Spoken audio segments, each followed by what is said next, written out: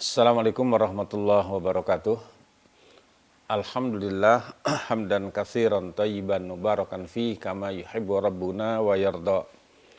Asyhadu an la ilaha illallah wahdahu la syarikalah wa asyhadu anna Muhammadan abduhu wa rasuluh.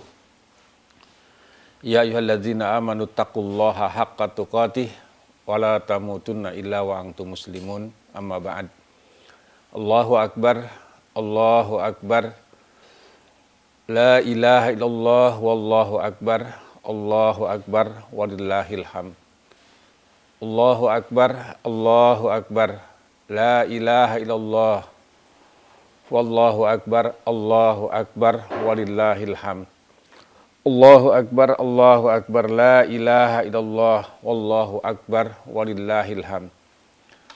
Ikhwati iman, para pemirsa yang semoga dirahmati oleh Allah Subhanahu wa taala. Alhamdulillah, kita bersyukur kepada Allah Subhanahu wa taala yang masih mencurahkan berbagai macam karunia dan nikmatnya yang tidak terhingga, termasuk nikmat sehat, nikmat umur, dan alhamdulillah kita masih diberikan kesempatan oleh Allah Subhanahu wa taala sampai pada hari yang kedua di hari-hari yang terbaik sepanjang tahun, yaitu 10 hari pertama di bulan Zulhijjah tahun 1441 ini.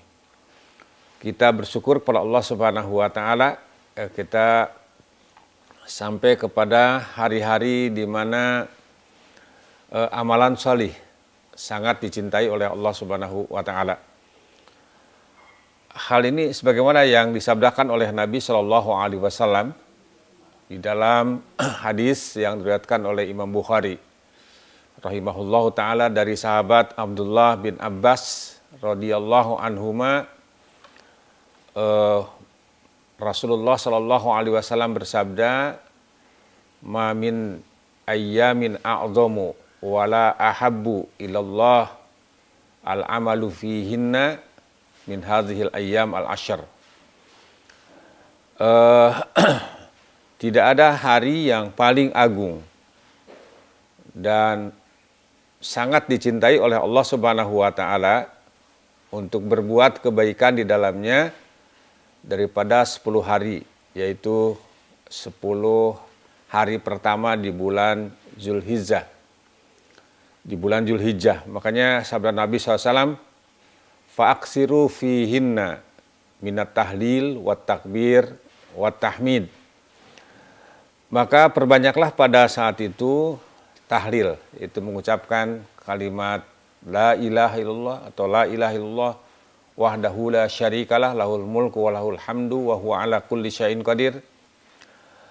Kemudian wat takbir dan takbir, itu Allahu akbar, Allahu akbar, la ilaha illallah, wallahu akbar walillahil hamd. Kemudian wat tahmid dan tahmid, membaca alhamdulillah.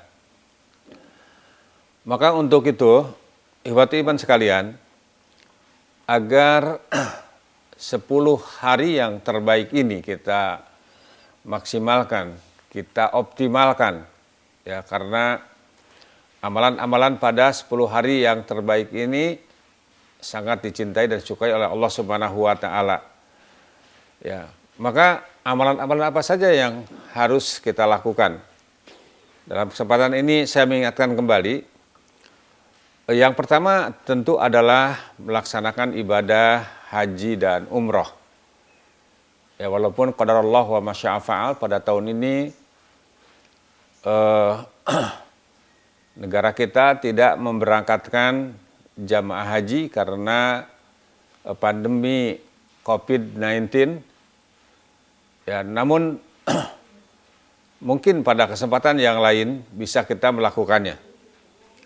Ya, hal ini sebagaimana sabda Nabi Shallallahu alaihi wasallam dalam hadis yang diriwayatkan oleh Imam Bukhari dan Muslim, al-umratu ilal umrati kaffaratun lima bainahuma wal hajjul mabrur laisa lahu jazaun illal jannah. Antara satu umroh dengan umroh yang lain akan menghapus atau adalah tebusan ya dosa-dosa yang dikerjakan di antara keduanya. Dan haji yang mabrur tidak ada balasan yang optimal melainkan sorga. Kemudian yang kedua adalah berpuasa selama hari-hari tersebut, ya, yaitu dari tanggal 1 sampai tanggal 9. Kenapa? Karena sebagaimana kita ketahui bahwa puasa juga adalah merupakan ibadah yang istimewa. Sebagaimana firman Allah Azza wa Jalla di dalam hadis qudsi menyatakan as-saumu li wa ana azzibihi. Puasa itu adalah untukku dan akulah yang akan membalasnya. Innahu taraka sahwatahu wa ta'amahu wa syarabahu min ajli. Sesungguhnya dia meninggalkan syahwat, makanan dan minumannya semata-mata karena aku. Ya, diriwayatkan dari Abu Sa'id Al-Khudri radhiyallahu anhu, Rasulullah sallallahu alaihi wasallam juga Rasulullah SAW bersabda, ma min abdin yasumu yauman fi sabilillah illa ba'adallahu bizalikal yaum wajhahu anin nar sab'ina kharifan. Tidaklah seorang hamba berpuasa sehari di jalan Allah melainkan Allah pasti menjauhkan dirinya dengan puasanya itu dari api neraka selama 70 tahun. Masya Allah. Kemudian juga diriwayatkan oleh Imam Muslim dari Abu Qatadah rahimahullahu taala bahwa Nabi Shallallahu alaihi wasallam bersabda pada saat puasa di salah satu hari, yaitu tanggal 9 Zulhijjah atau puasa Arafah yang insya Allah akan jatuh pada hari Rabu yang akan datang gitu. Ya.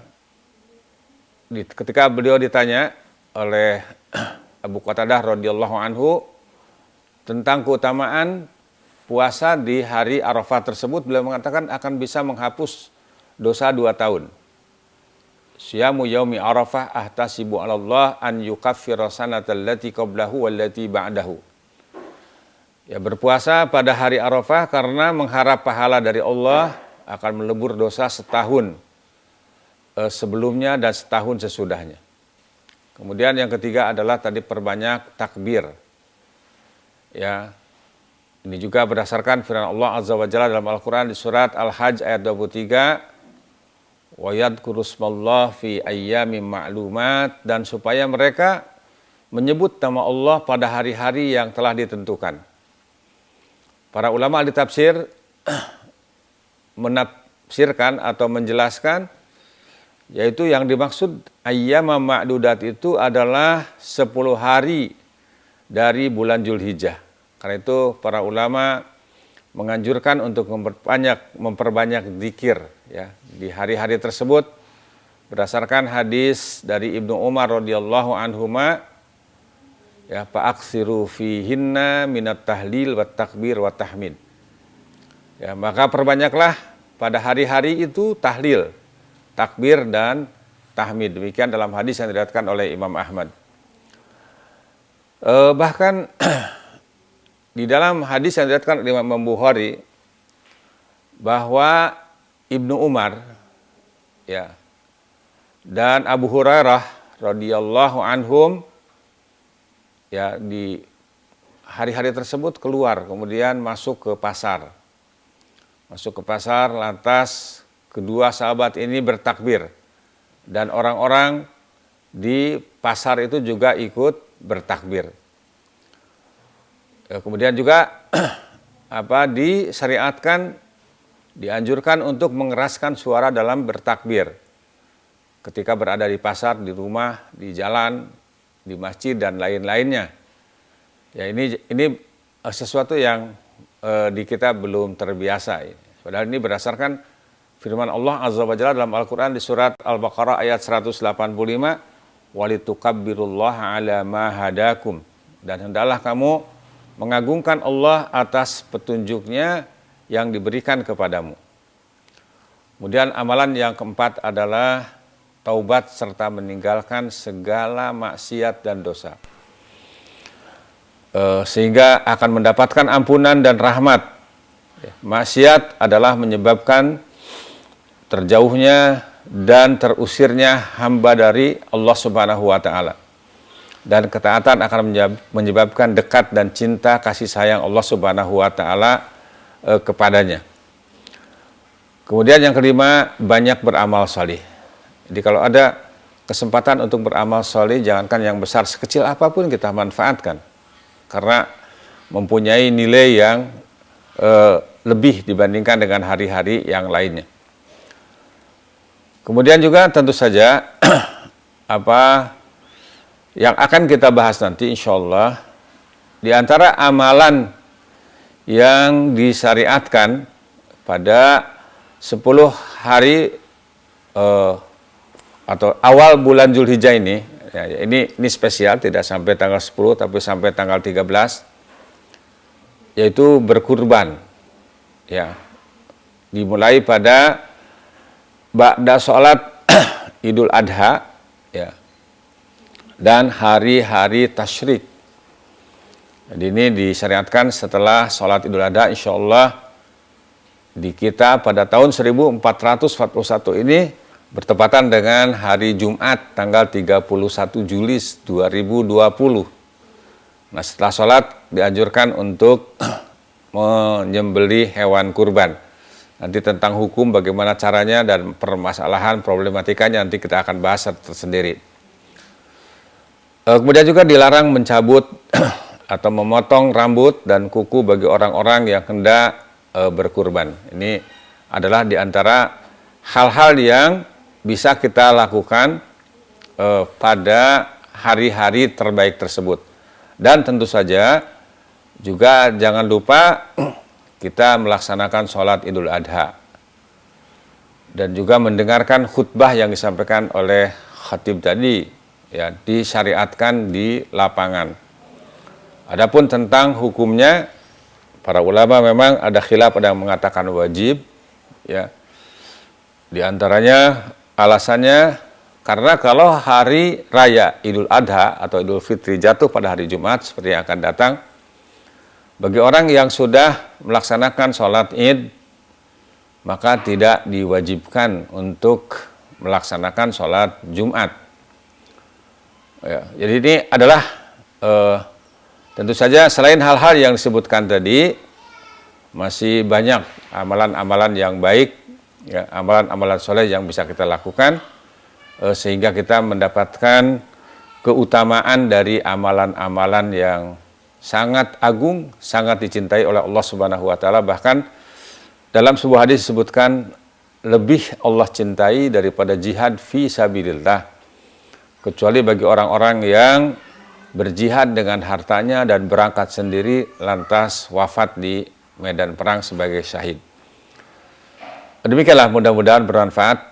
Insyaallah nanti kita akan bahas tentang fikih kurban sesuai dengan sunnah Nabi Shallallahu Alaihi Wasallam, dan semoga kita bisa memanfaatkan kesempatan sebagai karunia dari Allah Subhanahu Wa Taala untuk mengoptimalkan amalan-amalan sholih di hari-hari yang terbaik ini. Wallahu a'lam bishawab. Barakallahu fikum wa sallallahu ala Muhammadin wa ala alihi wa sahbihi wasallam wa akhiru da'wana walhamdulillahi rabbil alamin. Assalamualaikum warahmatullahi wabarakatuh.